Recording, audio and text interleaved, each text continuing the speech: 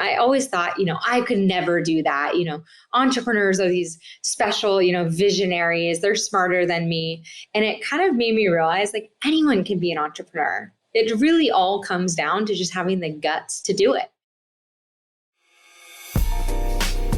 Hi, everyone. Welcome back to Female Founder World. It's Jasmine here. And today's conversation is with Sarah Moret, the founder and CEO of Curie. Sarah, welcome to the show. I love just to ask everyone who comes on to dive right in and introduce us to what you're working on and tell us all about Curie. Yes, thank you for having me. I'm so excited to be here. My name is Sarah Moret, and I'm the founder and CEO of Curie. We create clean personal care products that smell amazing and actually work. Awesome. And what was your background before you launched your own company?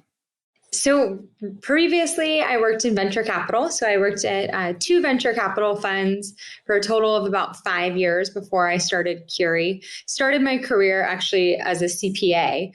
And that feels like forever ago, but right out of college, got my CPA license, worked as a CPA at a big four accounting firm, hated it. Not the best job for a social butterfly, but really gave me a strong foundation in finance and accounting. And that career really helped me discover the world of venture capital and private equity. So left my career as a CPA, joined a kind of early stage, seed stage venture capital fund. There, I got to source new investments and get exposure to hundreds of entrepreneurs. My focus ended up being consumer, and it was 2016, 2017 when clean beauty and wellness were really becoming more mainstream. It was no longer natural products that you would buy at the farmer's market or Whole Foods. It was Goop started their marketplace, and all these companies were popping up left and right. And I think there was this big shift in that time where consumers were paying closer attention to the ingredients, not only they were putting in their bodies, but also on their bodies, including myself. So I started to make all the clean swaps to clean everything from clean deodorant to clean, makeup to skincare to body care. And one thing that I could not find, and talking to others, nobody could find, was an aluminum-free deodorant that actually worked. I'm a runner. I'm super active. When I was in venture capital, I was leaving my house at 8 in the morning and going to work all day, going to an event or a dinner and not coming home until 9 o'clock at night. And ultimately I needed products that worked. And I think that really is how our customers feel as well. They all want to live healthier lives. They all want to use safer products and cleaner products, but they don't want to make a sacrifice. And so that's really who we built this brand for. So started the company, bootstrapped it with $12,000 of my savings, started with one product, which was our aluminum-free deodorant. Now we have 5 different products, all again in that clean body care category, with our incredible scents that we're really known for today. And here we are. Okay, so much to dive into there. The first thing I want to kind of focus on is when you came up with the idea for that initial product. Do you think that having that venture background maybe made you more rigorous in the way that you vetted the idea? Or how did you really prove out the concept in the early days before you decided to throw all of your savings at it? Yeah, great question. I think first of all, working in venture capital, I always say, like, of course, it was super helpful learning from all these amazing, inspiring founders that I was meeting with every day and investing in every day. But I think the biggest learning from my time in VC was getting to meet entrepreneurs every single day, kind of removed that, that stigma. I always thought, I could never do that.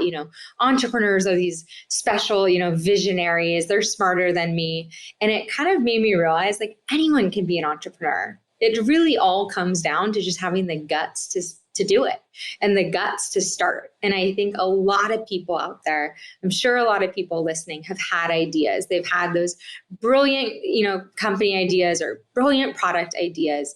And ultimately the only thing stopping your everyday average person from being an entrepreneur is just having the guts to just start. And that was a huge lesson for me. And meeting with these entrepreneurs every single day was they just had the hustle, the tenacity, the foresight, and just the guts again to just go out there and do it. It's a very vulnerable place to be starting a company. When you start, I guarantee everyone, even probably Elon Musk and Mark Zuckerberg, faced, some scrutiny from their friends and family. And I definitely did. My mom was like, You're quitting your job and starting a deodorant company? Like, what are you doing? What do you know? What do you know about deodorant? So there's definitely going to always be that moment when you're taking the plunge that it's a very vulnerable place to be. People are always going to be questioning you. But I think it's the people that just keep going, that don't let that fear get in the way, that end up becoming, those future Elon Musks and those future, entrepreneurs that go and build big companies. So I think working in venture did make me smarter about the approach that I took. I saw a lot of companies that would raise too much money too soon. So I think if you have a great idea, and I think if you can get it off the ground without significant funding, you should. And I was starting a deodorant company. Deodorant is a low price point product. I was able to find a manufacturer that would do a low quantity for me, low order quantity. And so I felt like the best thing that I could do at that point is just bootstrap and see if there was a market for the product before I went out and raised too much capital. So I think that was my biggest learning from VC is don't raise too much money out the gate. I think a piece of advice I actually got from one of our successful entrepreneurs that was in our portfolio was treat the first 6 months like a beta test. Do not commit to anything. Just launch the product. Don't spend, hundreds of thousands of dollars on special tooling for your packaging. Don't spend too much time on your website perfecting every little piece of copy and photograph. Just get out there and launch your product and get feedback from your customers as quickly as possible, because ultimately you're going to want to make changes. And that first 6 to 12 months, we changed everything. We launched the product, and within 6 months, we changed our formula because, we were getting feedback from customers that the baking soda in it was giving them irritation. So we totally changed our formula.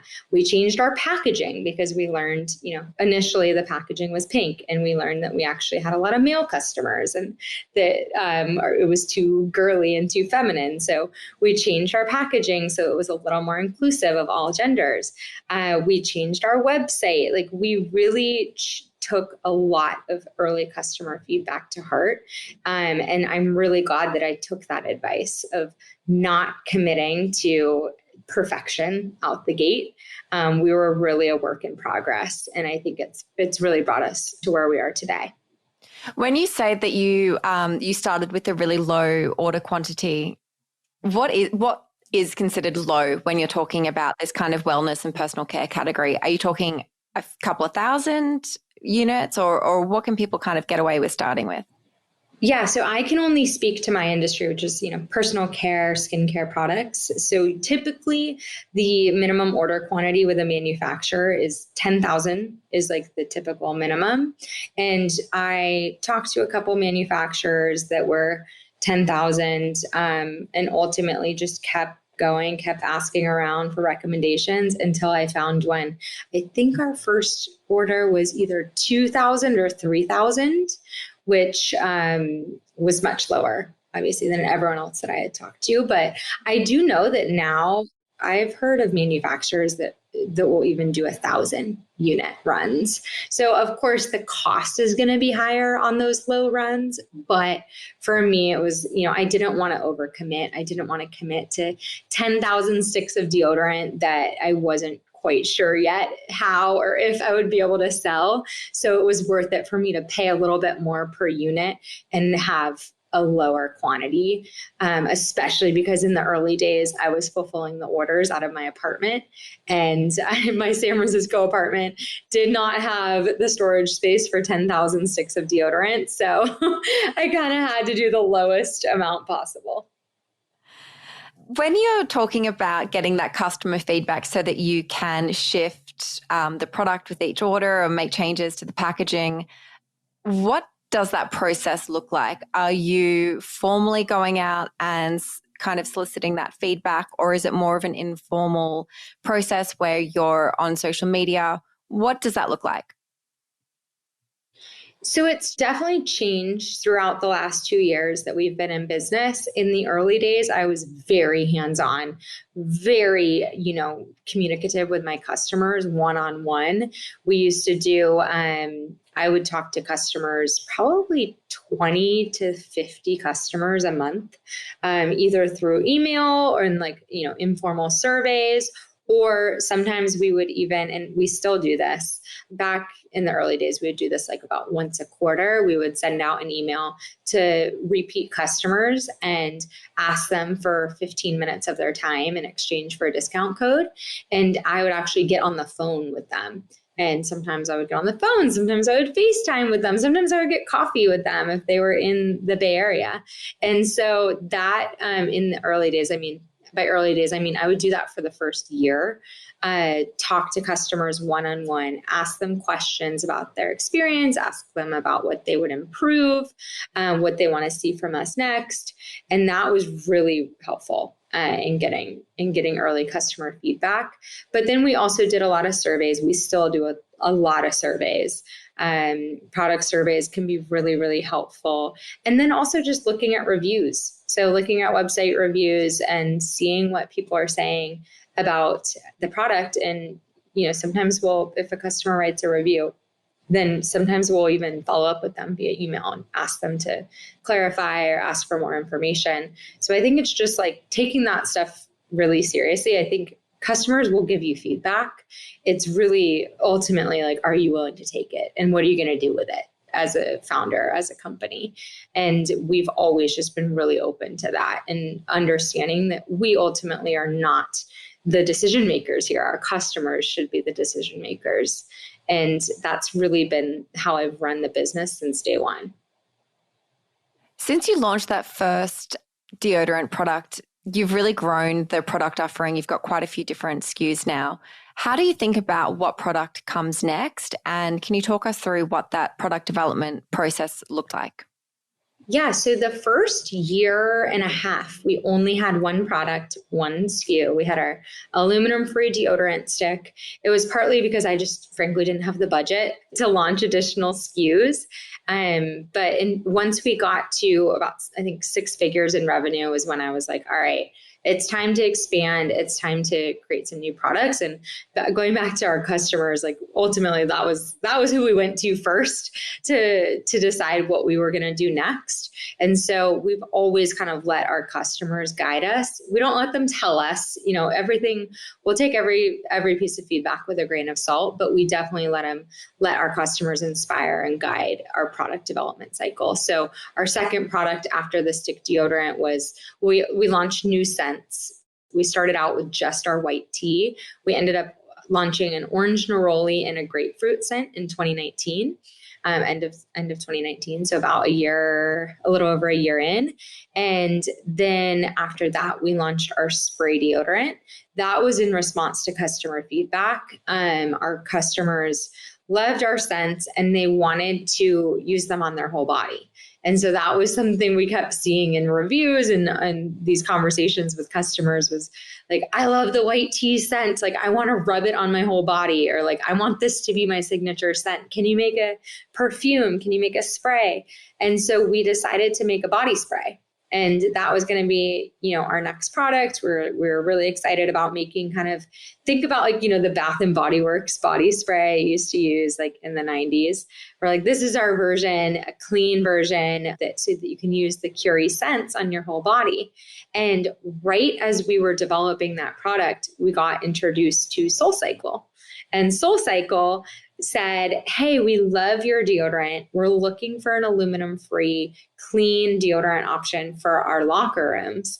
If you guys could do a spray deodorant, we would be really interested in bringing this into all of our studio locations. So it was kind of like just the perfect timing, because we had already started developing our body spray, and we're like, okay, duh, like let's put our deodorant actives in the body spray and we'll make it multi-purpose. It's a body spray so that our customers can use their favorite scent on their whole body. And it's going to be a deodorant. So you can also use it as an underarm deodorant, or, wherever else you sweat, boob sweat, back sweat. So that was what inspired that second product. Was we weren't just chasing after like, let's make something new for the sake of creating something new. It was very intentional and really served a purpose for our customers, and with SoulCycle, which we just launched with them a couple of months ago. I was looking into the SoulCycle partnership, and I saw that QR codes are a really integral part of that partnership. Could you explain how you're leveraging QR codes and generally how businesses can use those to kind of drive sales from a sampling environment? Yeah, we just started using QR codes, and I've seen them everywhere since COVID started. I think QR codes are definitely having a comeback. But we found this company called Batch that I think it's a startup that launched pretty recently. They approached us and said, hey, we saw that you're in fitness studios. Are you interested in converting customers in a friction-free way? And we're like, yeah. Sure. And so we talked to them. Yeah, absolutely. And so, because that was one of the things with our fitness studios, we're in a bunch of fitness studios beyond SoulCycle. We're in tons of boutique studios. Our spray deodorant lives in the locker rooms, lives in the bathrooms of these studios. It's basically, those are our target customers. It's a way for them to try the product and fall in love with it. And then ultimately, we hope that they will purchase it. And there is some friction, though, when you test a product in a locker room, and let's say you just got out of a sweaty SoulCycle class.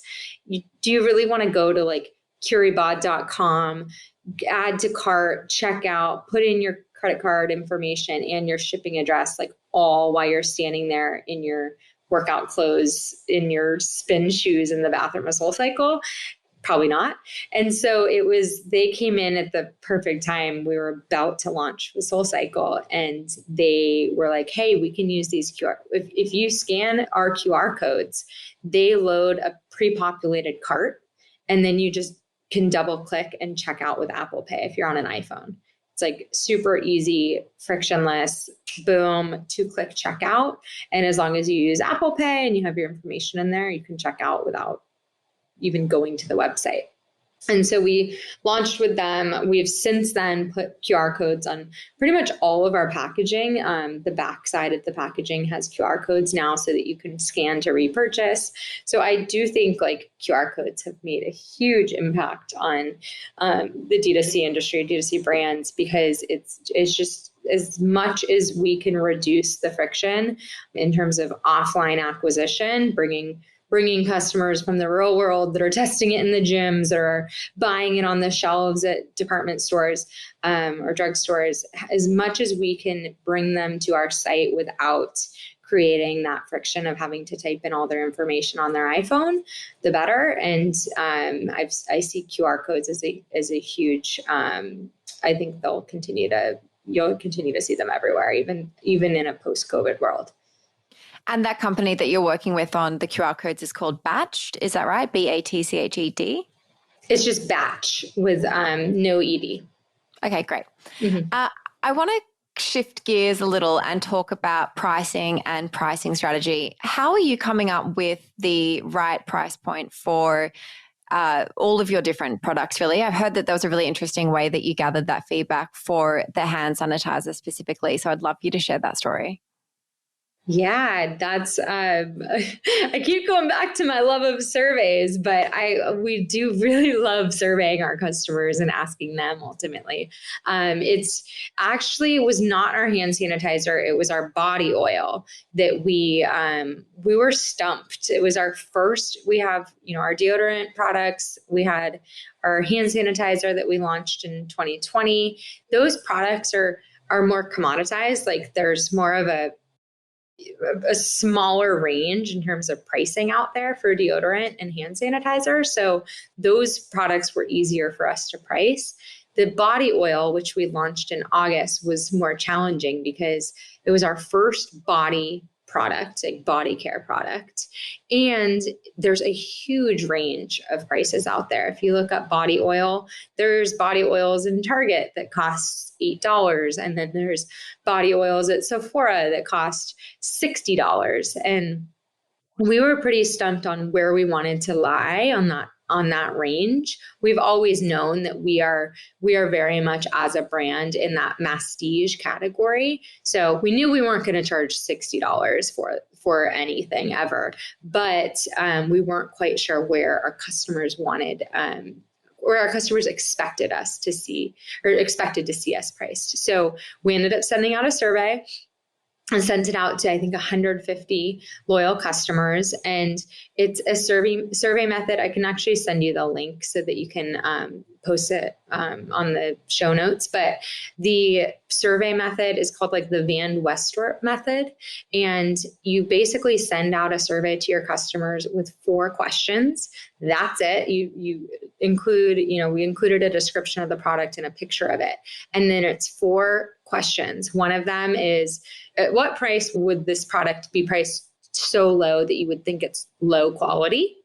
At what price would the product be too high that you wouldn't consider buying it? At what price would you have to think about it, but you would probably still buy the product, but it would be a little high, but you'd probably still get it. And then at what price would you expect to see this product? I'll send you the link. It's not exactly those questions, but something like that. And then you get the customers to write in a number for each one. And then you graph the results. And on that graph and the survey it'll show you how to graph it and how you want to read that graph. But it basically gives you a range and tells you exactly what range is the optimal price point for that product for the people that you surveyed. And so that's how we priced our body oil. And we ended up pricing it at $26. The product has done really well for us. It's quickly becoming a top seller for us. Our customers love it. And I think that survey really helped us hone in on what the right price was for our brand. What a great tool. Highly recommend it. I recommend this to everybody whether you're launching a brand new product or you're launching a new product and you're not quite sure how to price it. It's just a really easy, data-driven way to price things that feel good for your customers.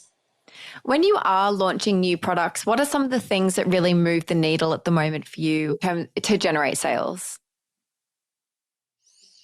So when we're launching new products, first we have a great loyal existing customer base.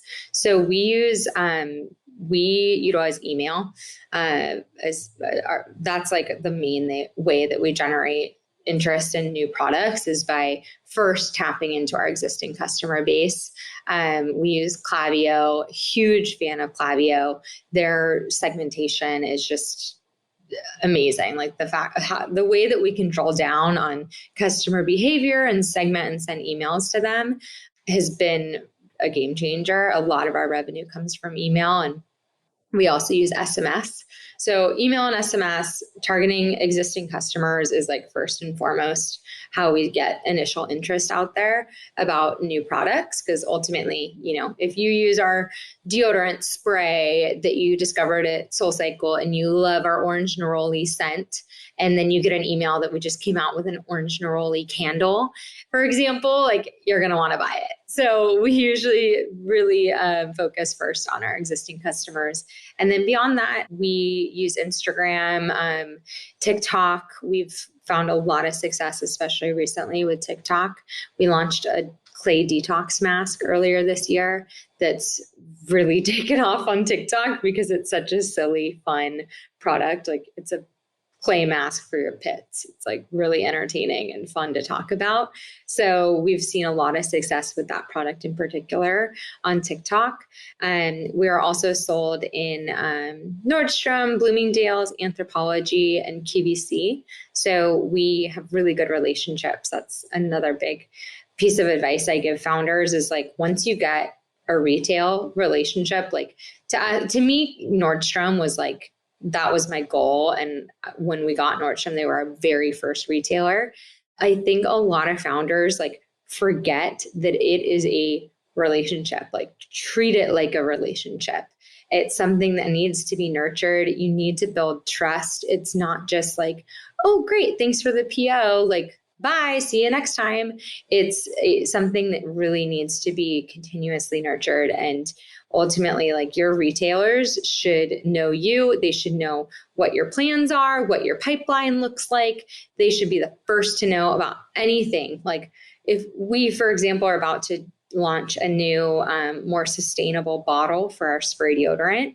And one of the first people we went to when we were designing this new bottle was our buyer at Nordstrom, because she has been so helpful with feedback and has been, so in our corner that we wanted to loop her in and make her part of that process. So I think having really good retail relationships has been helpful with new product launches specifically because they know about them, they're excited about them, and they're excited to bring them in. And so I guess those are the main three ways is email, SMS, targeting existing customers, getting the word out on social media, being creative with that, influencers, all that, and then also retail. That's great advice. You've kind of spoken a lot about this scent being a really core feature of your product line. Was that always intentional, or was it after you came out with the first product, people loved it, and so you wanted to kind of drill down into that?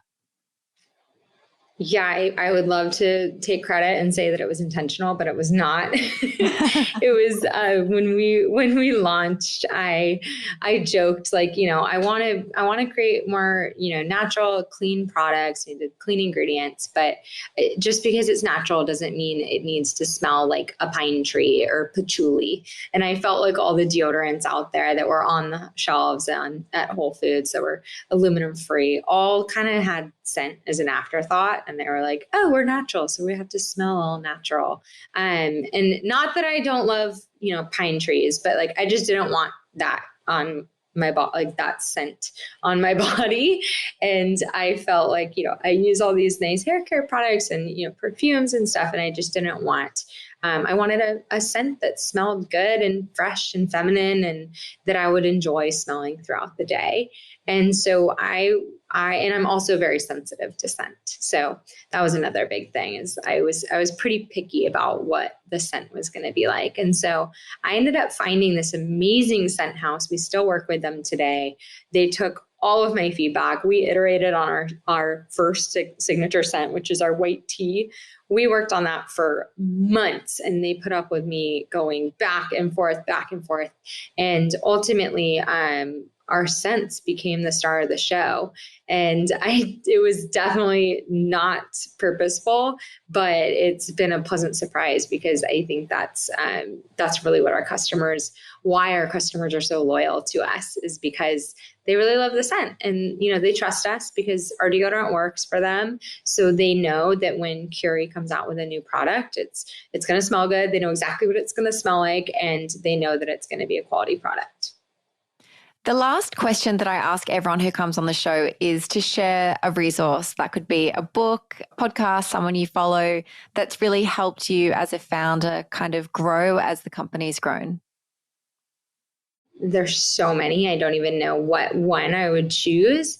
I'm not a huge reader, to be honest. So I listen to a lot of podcasts, listen to a lot of audiobooks.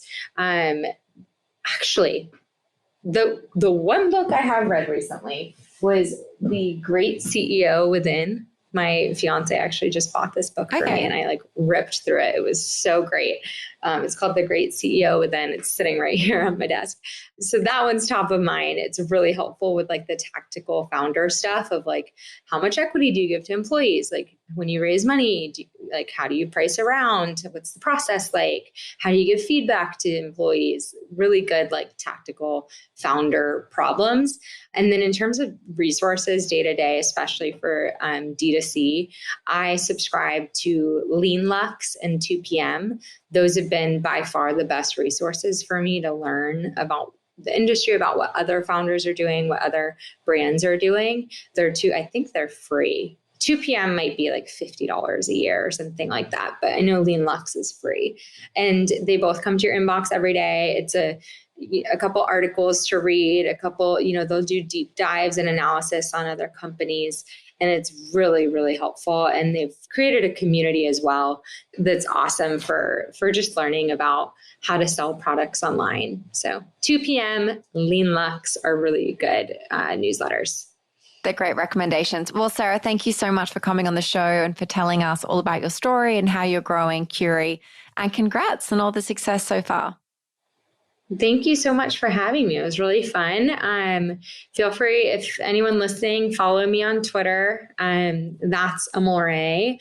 I am pretty active there. And that's another place that I actually get a lot of information and do a lot of networking is Twitter. There's a great like D2C community on there. And then Instagram, Sarah J. Moret, or follow my brand at Curie Bod. Awesome. Thanks so much, Sarah. Thanks so much for tuning into this episode of Female Founder World. I hope you're enjoying it, and we'll be back tomorrow with another daily episode.